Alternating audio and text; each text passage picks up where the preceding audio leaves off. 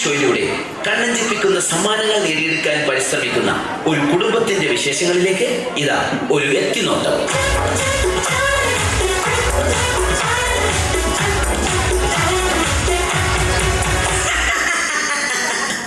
നമസ്കാരം, ഞാൻ ആന്റപ്പൻ, ഈ വീടിന്റെ ഗൃഹനാഥൻ. ആന്റപ്പൻ എന്ന പേര് പോലെ തന്നെയാണ് എന്റെയും അവസ്ഥ. ഈ വീട്ടിലുള്ള എന്റെ കുരുത്തം കെട്ട മക്കൾ എവിടെ പോയി എന്തിടങ്ങേറുണ്ടാക്കിയാലും അവരുടെ പേരിന്റെ കൂടെ ആൻഡ് അപ്പൻ എന്നുകൂടെ അങ്ങ് ചേർക്കും. അതായത് ആന്റപ്പൻ എന്റെ പേര്. അതോടെ ഞാനും ഇടങ്ങേറിലാവും.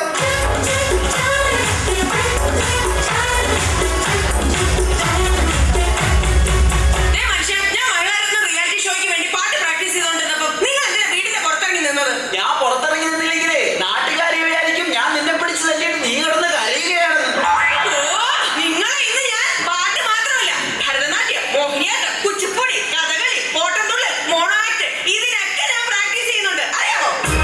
ഇതാണ് ആന്റപ്പന്റെ ഭാര്യ റോസിക്കുട്ടി. റിയാലിറ്റി ഷോയിൽ പങ്കെടുത്ത് താരമാകാൻ അരയും തലയും മുറുക്കി ഒരുങ്ങിയിരിക്കുകയാണിവർ.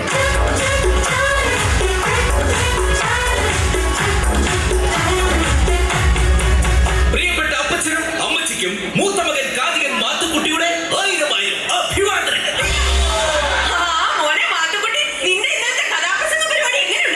അതൊരു കഥയാണ് അമ്മച്ചി. റിയാലിറ്റി ഷോയിലൂടെ ശ്രദ്ധേയരായിക്കൊണ്ടിരിക്കുന്ന എന്റെ കഥാപ്രസംഗം കേൾക്കാൻ ഇന്നലെ ഒറ്റൊരുത്തൻ പോലും വന്നില്ല. അയ്യോ, അതെന്താ? ഞാനാണ് കഥാപ്രസംഗം അവതരിപ്പിക്കാൻ വരുന്നതെന്ന് ആ കമ്മട്ടിക്കാരി പരസ്യം ചെയ്തില്ലാന്നേ. അവര് പരസ്യം ചെയ്തില്ലേലും നീ വരുന്ന വിവരം എങ്ങനെയോ ലീക്കായിട്ടുണ്ട്. അതായിരിക്കും ആരും വരാത്തത്. കണ്ടല്ലോ, ഇതാണ് ആന്റപ്പന്റെ മൂത്ത മകൻ കാതികൻ മാത്തുക്കുട്ടി. ഈ കുടുംബത്തിലെ മറ്റൊരു റിയാലിറ്റി താരം.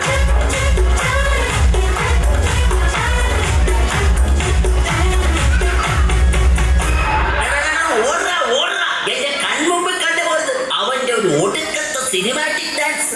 എന്താ ചെയ്ത്? ഇന്ന് രാവിലെ ഞാൻ കുളിക്കാൻ കയറിയ നേരത്തെ ഇവൻ ഫയർ ഡാൻസിന്റെ റിഹേഴ്സലാണെന്ന് പറഞ്ഞ് മണ്ണെണ്ണ വായിലെടുത്തിട്ട് തീ ഊതി. ഞാൻ അലക്കിട്ട് അതിന്റെ ആകെ കൂടെയുള്ള 2 മുണ്ടവൻ കത്തിച്ചു കളഞ്ഞ്. അറിയാമോ ഇത് നിന്റെ അടിപ്പാവാടയാ. ഈ വന്നതാണ് ഈ വീട്ടിലെ ഇളയ താരം, സിനിമാറ്റിക് ഡാൻസുകാരൻ ജോണിക്കുട്ടി. ഇതും മറ്റൊരു റിയാലിറ്റി താരമാണ്.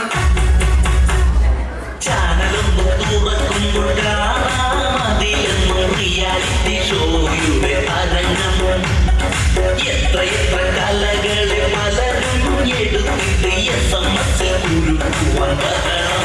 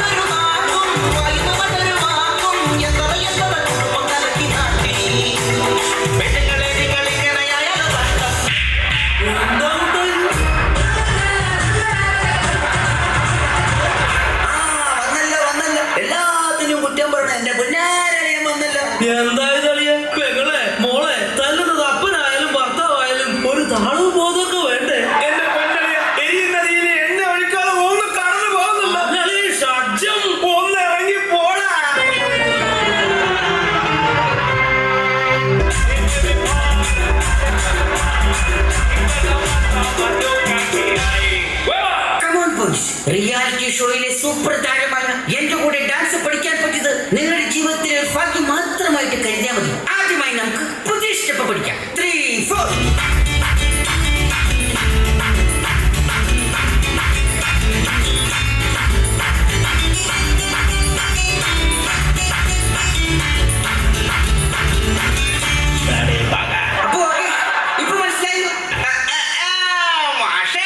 മാഷിനെ കൊണ്ട് വീട്ടില് ഭാര്യ തുണിയലപ്പിക്കുന്ന ആക്ഷൻ ആണല്ലേ ഞങ്ങളെ ഡാൻസ് ആണെന്ന് പറഞ്ഞ് പഠിപ്പിക്കണത്. ഈ സ്റ്റെപ്പ് ഞങ്ങൾ അടിച്ച് തകർക്കും. 3, 4.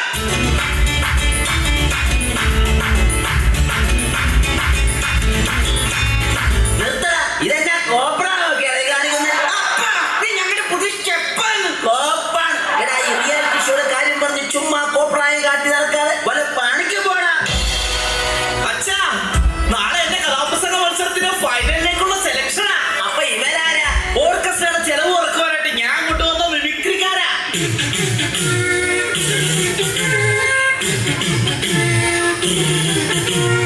എടാ മാത്തുക്കുട്ടി, നിന്റെ കഥ ഇതുവരെ അമ്മച്ചി കേട്ടില്ലല്ലോടാ. നിങ്ങൾക്ക് വേണ്ടി കഥയുടെ ഒരു ചെറിയ ഭാഗം ഞാനിവിടെ അവതരിപ്പിക്കുകയാണ്. Correct music. അതാ, കിഴക്കേ ചക്രവാളത്തിൽ പ്രമാദം പൊട്ടിവിടുന്നു. മനസ്സിലായോ? ഇത് സുപ്രഭാതം പൊട്ടിവിടുന്ന സൗണ്ടാണ്. 1970 കോമഡിയായിട്ടാവും വരും. സഹൃദയനെ, എടാ പൊന്നുമോനെ, നീ കഥ പറ. സഹൃദയനെ, ഇനി കഥയുടെ സുപ്രധാനമായ രംഗമാണ് ഞാനിവിടെ അവതരിപ്പിക്കുന്നത്. അങ്ങനെ നമ്മുടെ കഥാനായകൻ കഥാനായികയുമായി കണ്ടുമുട്ടുന്നു. ഒരു ഉറച്ച തീരുമാനമെടുക്കാൻ നായകന് സാധിക്കുന്നില്ല. നായകന്റെ കൂടെ പോകണോ അതോ തിരിച്ചു വീട്ടിലേക്ക് പോകണോ എന്നൊരു തീരുമാനമെടുക്കാൻ നമ്മുടെ നായകർക്ക് കഴിയുന്നില്ല. നായകന്റെ കൂടെ പോകണോ അതോ വീട്ടിലേക്ക് പോകണോ? വീട്ടിലേക്ക് പോകണോ അതോ നായകന്റെ കൂടെ പോകണോ? നായകന്റെ മനസ്സു വീണ്ടും അങ്കമാലിയിലായി. അങ്കലാപ്പിലായി. അവൻ ചിന്തിക്കുകയാണ്, നായികയെ കൂട്ടി വീട്ടിലേക്ക് പോകണോ അതോ ഒറ്റയ്ക്ക് പോകണോ? നായികയെ കൂട്ടി വീട്ടിലേക്ക് പോകണോ അതോ ഒറ്റയ്ക്ക് പോകണോ? അങ്ങനെ പ്രതിസന്ധിയിലായ നായകൻ ദുഃഖഭാരത്താൽ പുഴയിലേക്കെടുത്ത് ഒറ്റ ചാട്ടം. സഹൃദയനെ, വെള്ളത്തിൽ നിന്നും ഇങ്ങനെ മുങ്ങിപ്പൊങ്ങിക്കൊണ്ട് അവൻ കരയിൽ നിൽക്കുന്ന നായികയെ നോക്കി പറഞ്ഞു. എടാ, വെള്ളത്തിൽ നിന്ന് പൊങ്ങി വന്നവൻ കരയിൽ നിൽക്കുന്ന നായികയെ നോക്കി പറഞ്ഞു. നായികയെ നോക്കി പറഞ്ഞു, ഒന്ന് ഇറങ്ങി പോടാ.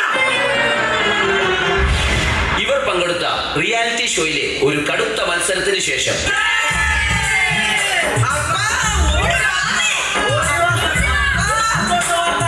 എന്നതാ മക്കളെ കാര്യം? എന്റെ പൊന്നപ്പ, റിയാലിറ്റി ഷോയിൽ എല്ലാ ഐറ്റത്തിലും ഞങ്ങൾ എല്ലാവരും ഫൈനലിലെത്തി.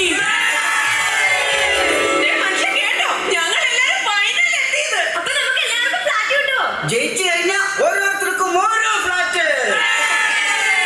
ഫൈനലിൽ എത്തിയിട്ട് എന്നാ കാര്യം? ജയിക്കണമെങ്കിൽ SMS കിട്ടണമല്ലോ. അതിനുള്ള വഴി ഞങ്ങൾ കണ്ടിട്ടുണ്ടല്ലോ. അതെന്താണ് ആ വഴിയൊന്ന് പറഞ്ഞു തന്നാട്ടെ. അടിച്ചോടിക്കണ അപ്പച്ചന്റെ കയ്യും കാലും.